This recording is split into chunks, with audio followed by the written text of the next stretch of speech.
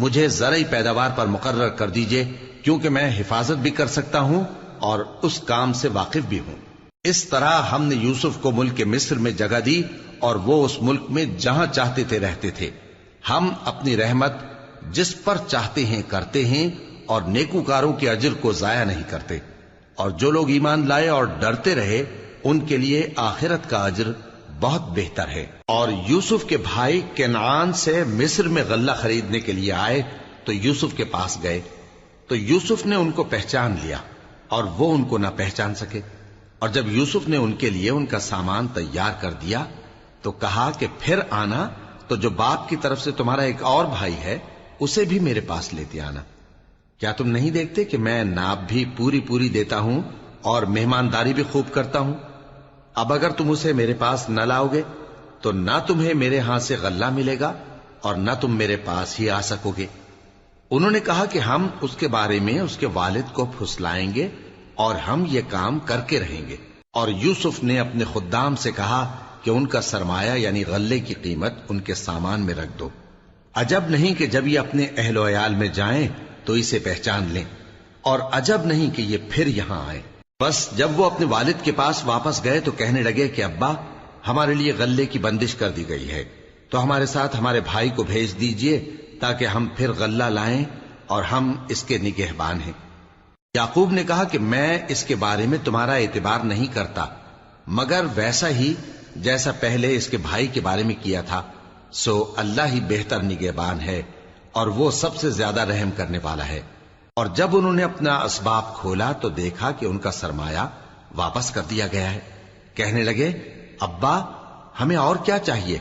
دیکھیے یہ ہماری پونجی بھی ہمیں واپس کر دی گئی ہے، اور ہم اپنے اہل و عیال کے لیے پھر غلہ لائیں گے اور اپنے بھائی کی نگہبانی کریں گے، اور ایک بار شتر زیادہ لائیں گے کہ یہ غلہ جو ہم لائے ہیں تھوڑا ہے۔ یعقوب نے کہا کہ جب تک تم اللہ کا عہد نہ دو کہ اس کو میرے پاس صحیح و سالم لے آؤ گے، میں اسے ہرگز تمہارے ساتھ نہیں بھیجنے کا، مگر یہ کہ تم گھیر لیے جاؤ یعنی بے بس ہو جاؤ تو مجبوری ہے۔ پس جب انہوں نے والد کو اپنا قول دیا تو یعقوب نے کہا کہ جو قول و قرار ہم کر رہے ہیں اس کا اللہ ضامن ہے، اور فرمایا کہ اے میرے بیٹو، ایک ہی دروازے سے داخل نہ ہونا بلکہ جدا جدا دروازوں سے داخل ہونا، اور میں اللہ کی تقدیر کو تو تم سے روک نہیں سکتا۔ بے شک حکم اللہ ہی کا ہے، میں اسی پر بھروسہ رکھتا ہوں، اور اہل توکل کو اسی پر بھروسہ رکھنا چاہیے۔ اور جب وہ ان مقامات سے داخل ہوئے جہاں جہاں سے داخل ہونے کے لیے ان کے والد نے ان سے کہا تھا، تو وہ تدبیر اللہ کے حکم کو ذرا بھی ٹال نہیں سکتی تھی۔ ہاں، وہ یعقوب کے دل کی خواہش تھی جو انہوں نے پوری کی تھی، اور بے شک وہ صاحب علم تھے، کیونکہ ہم نے ان کو علم سکھایا تھا، لیکن اکثر لوگ نہیں جانتے۔ اور جب وہ لوگ یوسف کے پاس پہنچے تو یوسف نے اپنے حقیقی بھائی کو اپنے پاس جگہ دی اور کہا کہ میں تمہارا بھائی ہوں، تو جو سلوک یہ ہمارے ساتھ کرتے رہے ہیں اس پر افسوس نہ کرنا۔ پھر جب ان کا اسباب تیار کر دیا تو اپنے بھائی کے تھیلے میں آپ خورا رکھ دیا۔ پھر جب وہ آبادی سے باہر نکل گئے تو ایک پکارنے والے نے آواز دی کہ قافلے والو، تم تو چور ہو۔ وہ ان کی طرف متوجہ ہو کر کہنے لگے کہ تمہاری کیا چیز کھوئی گئی ہے؟ وہ بولے کہ بادشاہ کا کٹورا کھویا گیا ہے، اور جو شخص اس کو لے کے آئے اس کے لیے ایک بار شتر انعام، اور میں اس کا ضامن ہوں۔ وہ کہنے لگے کہ اللہ کی قسم، تم کو معلوم ہے کہ ہم اس ملک میں اس لیے نہیں آئے کہ خرابی کریں اور نہ ہم چوری کیا کرتے ہیں۔ وہ بولے کہ اگر تم جھوٹے نکلے یعنی چوری ثابت ہوئی تو اس کی سزا کیا؟ انہوں نے کہا کہ اس کی سزا یہ کہ جس کے تھیلے میں وہ دستیاب ہو وہی اس کا بدل قرار دیا جائے، ہم ظالموں کو یہی سزا دیا کرتی ہیں۔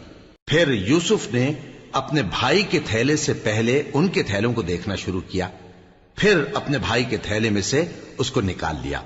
اس طرح ہم نے یوسف کے لیے تدبیر کی، ورنہ بادشاہ کے قانون کے مطابق وہ اپنے بھائی کو لے نہیں سکتے تھے، مگر یہ کہ اللہ چاہے۔ ہم جس کے چاہتے ہیں درجے بلند کرتے ہیں، اور ہر علم والے سے بڑھ کر ایک بڑا علم والا ہے۔